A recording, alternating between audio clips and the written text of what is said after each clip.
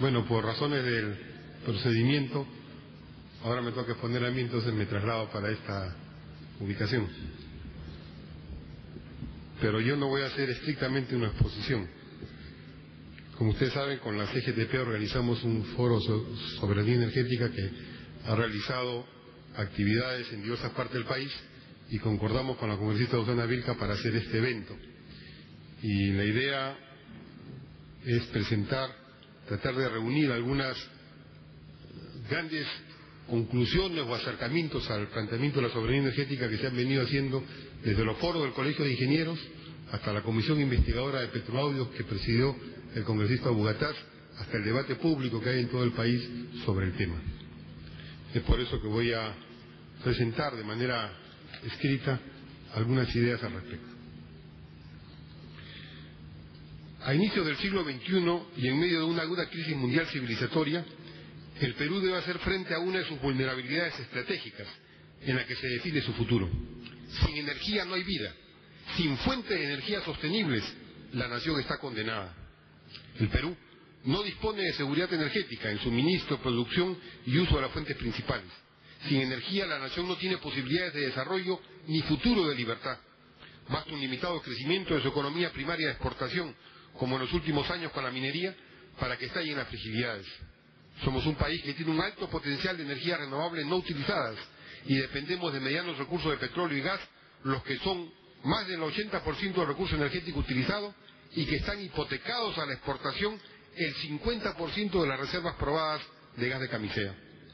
La crisis energética estructural ha empezado a manifestarse en desabastecimiento, encarecimiento y en la no restitución de las tasas de reservas indispensables, mientras acentúa el ser neto importador de combustibles. En estas dramáticas condiciones se han comprometido ilegal y corruptamente los escasos recursos del gas de camisea y se quieren entregar a la exportación los de hidroenergía del sur andino.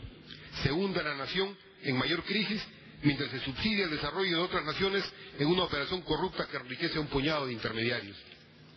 Se anuncia que en junio del 2010, en unos pocos días, el monopolio gasífero exportador formado por Repsol, Techin y Hanoi da inicio a la ilegal exportación del gas de camisea a México y a Chile. Lo hacen pese a que el propio presidente de la República, ante la contundencia de las denuncias, tuvo que reconocer que se había cometido delito al cambiar las leyes con normas de menor valor legal para darle paso corrupto a la exportación. El gobierno pretende además precipitar la firma estos meses de un tratado con Brasil para entregarle nuestras principales reservas de hidroenergía en los Andes del sur para abastecer al mercado brasileño. Esta política desnacionalizadora de implementarse bloquearía estructuralmente el desarrollo del Perú. Nos dejaría sin futuro en un mundo que atraviesa una crisis civilizatoria en la cual la seguridad energética es más bien requisito para la soberanía de las naciones y la libertad de sus pueblos. La actual crisis mundial no es solo producto de una burbuja financiera o de una recesión superable con estímulos fiscales. Es una crisis de un patrón civilizatorio en la fuente y el uso de energía basada en los combustibles fósiles. Crisis generada por la radical disminución de las reservas probadas de hidrocarburos, así como por el impacto ecológico al producir el calentamiento global que pone al planeta al borde de la destrucción. Los hidrocarburos se formaron en millones de años debido al sedimento de materia orgánica en las profundidades del planeta. Desde hace poco más de 100 años, la era industrial los usa como fuente de energía y también como materiales, plásticos, fertilizantes, etcétera, que sustentan casi todas las actividades de la sociedad industrial. Son la fuente energética mundial. Pero esta fuente de energía, tras un siglo de explotación intensiva, ya está en crisis estructural. Cada año, el mundo demanda cerca de 2% más del petróleo que el año anterior, en un crecimiento exponencial, al mismo tiempo que el flujo de los campos petroleros conocidos declina de 3 a 5% y con precios cada vez más altos. De esta manera se entra a la pendiente del agotamiento de reservas sedimentadas. Los nuevos yacimientos son cada vez más profundos y más costosos, y aún así no modifican la tendencia. La demanda crece exponencialmente y la oferta ya no puede alcanzarla. Es lo que se conoce como el pico del petróleo, el agotamiento estructural de la reserva de recursos energéticos disponibles para la humanidad, haciendo crujir desde la misma base la forma de vida y producción de la era industrial. Algunos países ya viven este pico del petróleo, y respecto al mundo en su conjunto, no se discute su tendencia inevitable, sino se debate si ya entró globalmente en él o se entrará en las próximas décadas. Ante esta crisis civilizatoria del petróleo, se ha desatado una nueva pugna mundial geoestratégica y empresarial. Los países industriales consumidores tienen cada vez menos reservas y el anteriormente influyente cártel privado de las 7 hermanas ha pasado de disponer del 90% de las reservas mundiales a solo controlar el 3% de las mismas.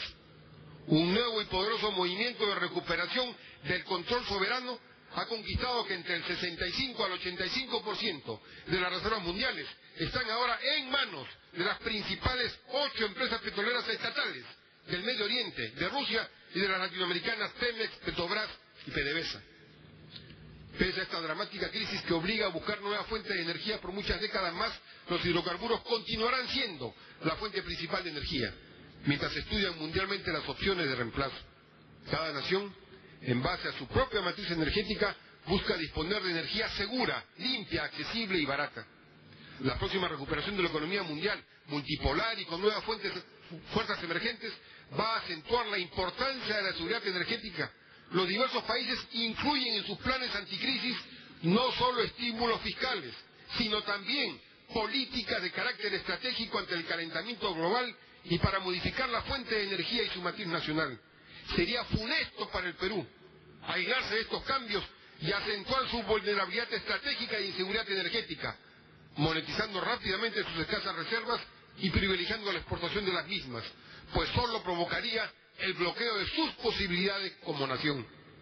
La principal fuente de energía en el Perú en los siglos XX y XXI proviene de los hidrocarburos.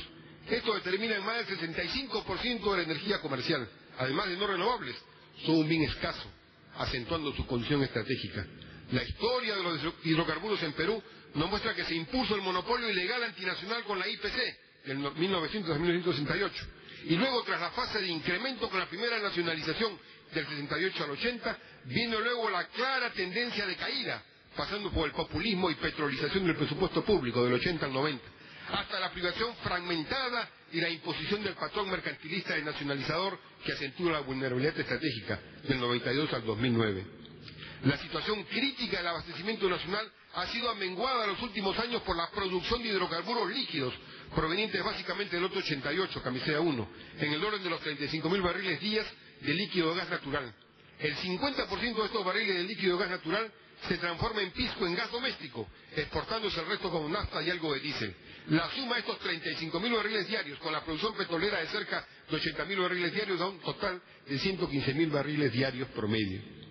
El crecimiento nacional de la economía nacional en los últimos años, entre 7 a 9% antes de la crisis mundial recesiva, generó un agudo déficit de la balanza comercial petrolera. Tuvimos que importar cada vez más petróleo en momentos de incremento mundial de precios. El crudo producido internamente que utilizan las refinerías apenas supera los 45.000 barriles diarios, los que provienen sobre todo de Talara por la suma de 32.000 barriles día. Pero el total del crudo requerido por las refinerías obliga a que se importe 125.000 barriles día. La principal importadora de crudo es nada menos que la líder del monopolio exportador gasífero, la empresa Repsol YPF, que los trae de Ecuador, Nigeria y otros lugares. La segunda importadora es la estatal chilena ENAP, que en Chile refina sin tener producción propia y que es una importante vendedora de combustibles, nada menos que en el Perú, con Primax. La subordinación del Perú al modelo neoliberal primario exportador abre un mayor foso, una mayor brecha